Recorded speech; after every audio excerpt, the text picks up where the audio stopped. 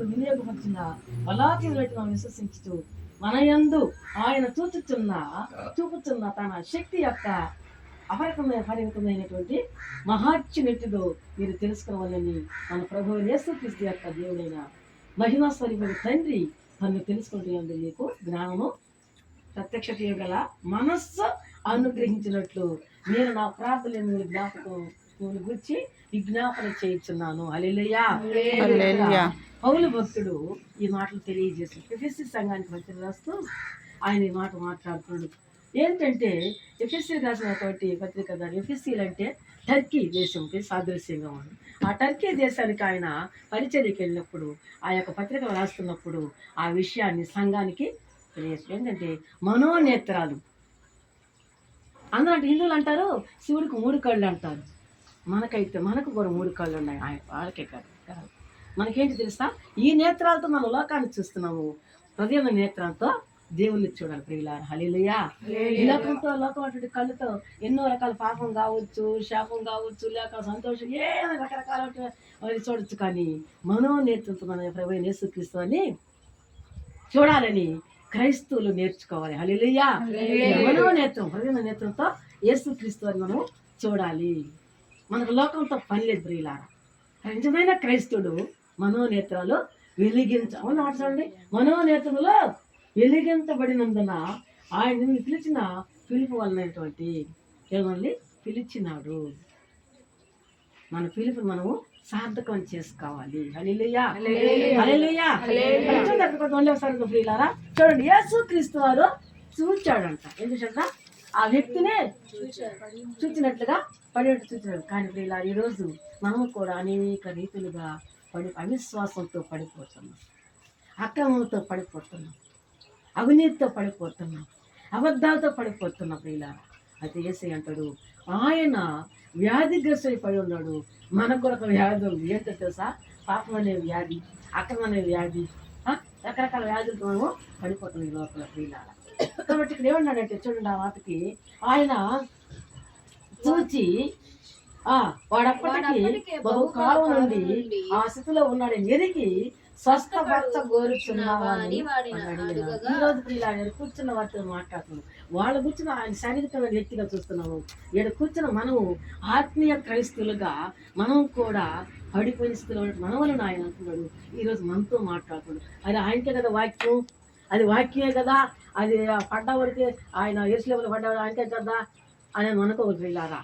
మనం కూడా ఆయన వ్యాధితో పడ్డాడు. మనం కూడా అనేకటి ఆ యొక్క ఆత్మీయ స్థితిలో మనం అవిశ్వాసంతో మనం పడిపోయిన ప్రియులారా. దేవునికి స్తోత్రం. హల్లెలూయా. ఆ పడిపోయిన స్థితిలో నుంచి మన దేవుడు అన్నాడు, ఆయన వాళ్ళని చూచినాడు.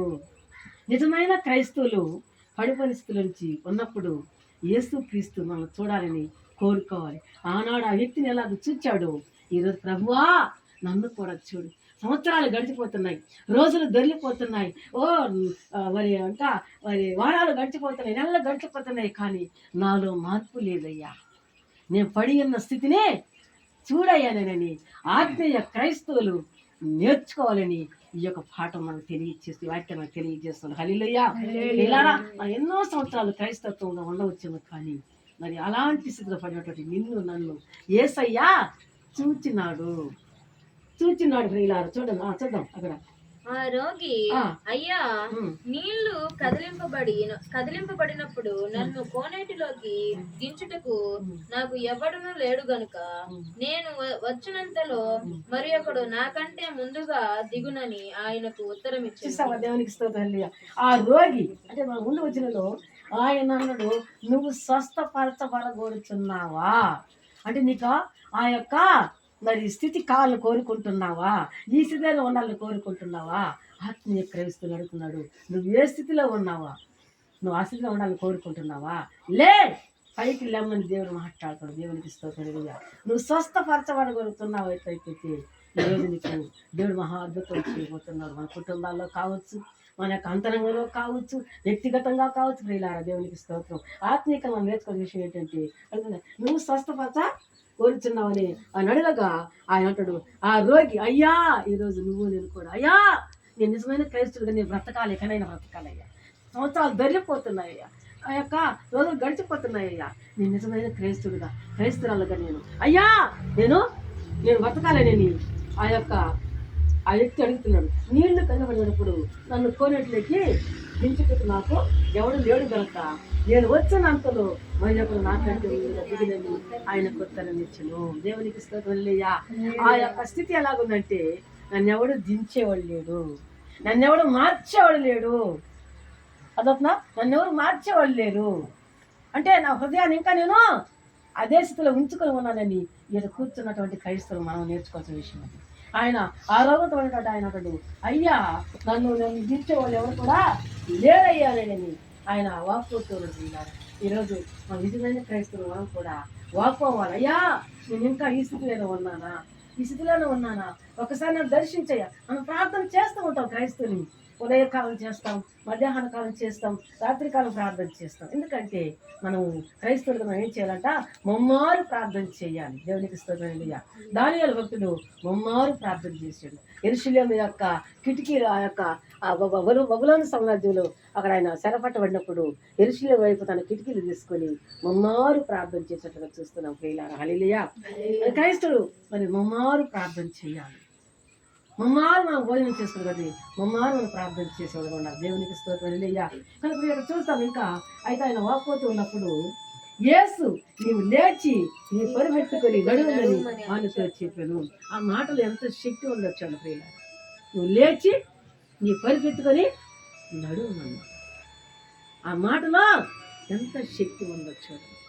ఈనాడు ప్రియులారా, ఆత్మీయ మన జీవితాలు కూడా ఆయన నువ్వు లే, ఈరోజే లే, నీకు సమయం వచ్చేసింది, నువ్వు ఈరోజే మార్పు పొందు, ఈరోజు నీకు స్వస్థత విడుదల కలిగించున్నానని సంఘంతో మాట్లాడుతున్నాడు, విశ్వాసంతో మాట్లాడుతున్నాడు.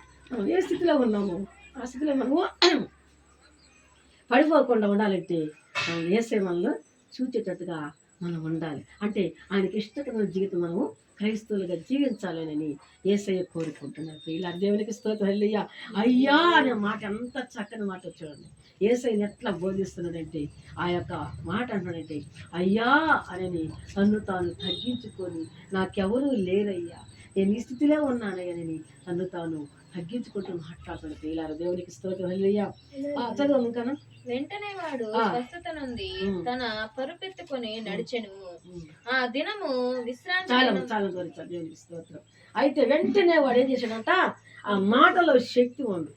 ఏమన్నట, మాటలు యేసుక్రీస్తు నామములో శక్తి ఉంది, యేసయ్యలో శక్తి ఉంది, యేసు నామములో శక్తి ఉంది. ప్రియులారా, ఆ శక్తి కలిగిన మాట విన్నాడు, వినగలిగిన చెవిని పెట్టాడు అక్కడ. ప్రియులారా, ఎంతోమంది వినరు. తల్లి మాట్లాడుతున్నప్పుడు కడిచెలు పెట్టేస్తూ ఉంటారు. తల్లి మాట కూడా వినకపోతే యవనస్తులు కావచ్చు, పిల్లలు కావచ్చు, భార్య భర్త మాట కొన్నిసార్లు వినకుండా పోవచ్చు. కానీ ఇక్కడ యేసయ్య యొక్క మాట ఈ యొక్క కుంటివాడు లేక ఆ యొక్క వ్యాధిగ్రస్తుడు ఏం చేశాడంట, విన్నాడు, ఆయన మాటకు లోబడ్డాడు. కనుక వీళ్ళారా, ఆయన నీవు లేచి నీ పరిపెత్తుకొని నడుమని వాడితో చెప్పగా వెంటనే వాడు స్వస్థత నుండి తన పరిపెట్టుకొని మాట మాత్రం సెలవిచ్చినప్పుడు, దేవునికి స్తోత్రం. హల్లెలూయా.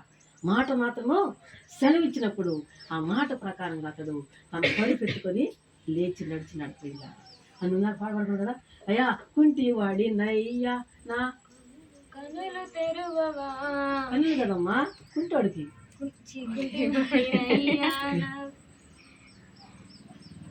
దేవునికి స్తోత్రం. హల్లెలూయా. కుంటివాడంటే ఆత్మీయ నడక లేకుండా ఏంటంటదా, వాడేమో కుంటివాడే అక్కడ స్వస్థపడుకున్నాడు. యేసయ్య తిరిగేటప్పుడు యెరూషలేములో సంచారం చేస్తున్నప్పుడు కుంటివాడే స్వస్థత పొందుకున్నాడు. కానీ మనం ఆత్మీయంగా అర్థం చేసుకోవాలి, కుంటివాళ్ళు ఎవరు? క్రైస్తవుడే కుంటివాడు. దేవుని ఎరిగి ఆయన క్రమాన్ని, ఆయన ఆజ్ఞలను, ఆయన శాసనాలు, ఆయన నిబంధనలు, ఆయన కట్టడలు, ఆయన విధులు, ఆయన ఆజ్ఞలను అనుసరించకుండా నడిచేవాడే కుంటివాడు. ఆదివారం అందరికి వెళ్ళినటువంటి వాడే కుంటివాడు. ప్రియులారా, అనుకుంటాము నాకేం కాళ్ళు బాగున్నాయిలే, నేను చర్చి కోసం అనుకోవచ్చు. ప్రియులారా, చర్చికి పోకుండా, మందిరానికి పోకుండా ఆ యొక్క ఆత్మీయ నడక దాన్ని సూచిస్తుంది. అక్కడ ఆత్మీయ నేత్రాలు మనం చూసాం ఇందాక, ఆత్మీయ నడకను అక్కడ సాదృశ్యంగా చూపిస్తుంది. అంటే మందిరానికి పోకుండా ఉండేవాళ్ళని, మరి దేవుని యొక్క మరి కుటుంబాలకు ప్రార్థన పెట్టుకున్నప్పుడు సాకులు చెప్పేవాళ్ళని కూర్చొని మాట్లాడుతుంది, అయ్యా నేను కుంటివాడినయ్యా, నేను నడవలేకపోతున్నాను, ఎక్కడికి మందిరంలోకి, ప్రార్థనకి, సహవాసంలోకి, సంఘంలోకి నడవలేకపోతున్నానయ్యా, నేను కుంటివాడినయ్యా, ఆత్మీయ స్థితిలో నేను కుంటివాడిగా ఉన్నానయ్యా అని మనం అర్థం చేసుకోవాలి. ఆత్మీయ నడకను నేను కోల్పోతున్నానయ్యా మనం అర్థం చేసుకోవాలి. ఇంకేమన్నాడు దేవునికి స్తోత్రం. మరి అక్కడ ఆయన ఏమన్నాడంట, స్వస్థత పొందుకున్నాడు, తన పని పెట్టుకొని నడిచినాడు. ఆ పడక ఎంత వాసన కొట్టడుదో, 32 సంవత్సరాల నుంచి ఎవడు పట్టించుకొని స్థితిలో ఉంటాడు. ఈనాడు ప్రియులారా, మనలో కూడా పట్టించుకొని స్థితిలో ఉన్నప్పుడు యేసయ్య చూచి, ఆయన చూపు అందరిని ఆకర్షిస్తుంది. ఆయన చూచినప్పుడు మనం ఆకర్షించబడతాం ప్రియులారా. దేవునికి స్తోత్రం. ఆయన చూచినప్పుడు ఈ యొక్క కుంటివాడు కూడా ఆయనకి ఆకర్షించబడ్డాడు. దేవునికి స్తోత్రం. అక్కడ మరి లూకాసు వార్త మనం జక్కయ్యని చూసినప్పుడు కూడా జక్కయ్యని ఆయన యేసు ఎవరో చూడగోరినాడు. దేవునికి స్తోత్రం. ఆ యొక్క ఆశ కలిగింది ఎవరికి? జక్కయ్యకి. యేసయ్య బోధిస్తూ ఉన్నాడు కూర్చొని ప్రియులారా. యేసయ్య గుంపులుగా కూర్చొని అనేక మంది శిష్యులు కలిసి మరి యొక్క గుంపులు వచ్చినప్పుడు ఆడు పొట్టివాడు కనుక యేసయ్యను చూడలేకపోయినందున ఏం జరిగింది తెలుసా? యేసయ్య ఎవరో, ఎలాంటి వాడు, అందరు ఆ నోట ఈ నోట చెప్పుకున్నాడు ఆయన గురించి, ఎవరో ఆ యేసయ్య అని చూడబోయినాడు. దేవునికి స్తోత్రమయ్యా. చూడబడినప్పుడు వెంటనే ఆయన అన్నాడు, మేడి చెట్టు ఎక్కినప్పుడు, ఆ మేడి చెట్టు అంటే అత్తి చెట్టు ప్రియులారా. అత్తి చెట్టుకి ఏముంటుంది తెలుసా? నన్నగా ఉంటుంది. అత్తి చెట్టు త్వరగా ఎక్కలేము.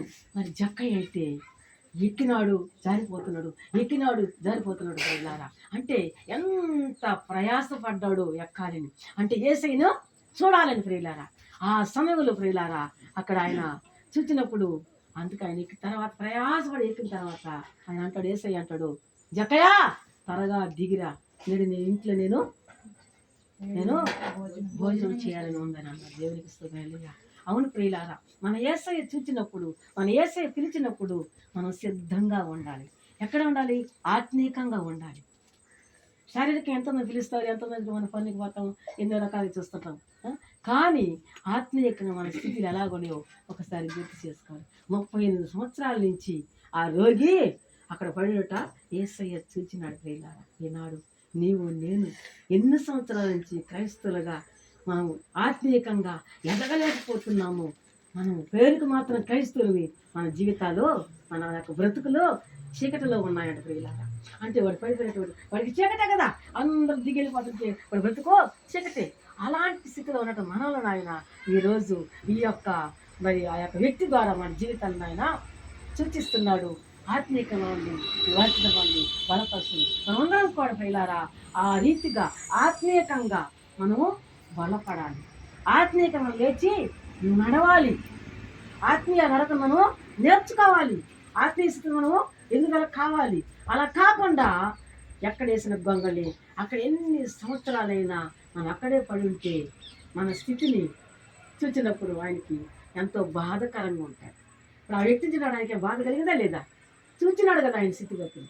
అలాగే మన ఆత్మీయ స్థితిని చూసినప్పుడు ఆయనకి బాధ కలగవచ్చు. అయ్యో నా బిడ్డ ఇన్ని సంవత్సరాల నుంచి, ఇన్ని ఏళ్ల నుంచి ఈ స్థితిలోనే ఉందా, ఎదుగుదల లేదా అని ఎంత ఆయన బాధపడుతున్న పిల్లారా. ఈరోజు మన గురించి ఎంత చింత ఉందో, ఎంత బాధ ఉందో అని మనం గ్రహించి ఈరోజే లేద్దాం. మనం ఆత్మీయ నడకను నేర్చుకుందాం, పొందుకుందాం, ఆత్మీయంగా బలపడదాం ప్రియులారా. ఆత్మీయంగా మనము దేవుల్లో ఎదుగుదల పొందుకున్నాం ప్రియులారా. అలా ఎదిగినట్లయితే మనం ఆ స్థితిలో నుంచి మనం బయటపడతాం. లేకుంటే దేవుని రాకడా మాకు త్వరగా ఉంది ప్రియులారా. ఎక్కడ చూచిన భయంకరమైనటువంటి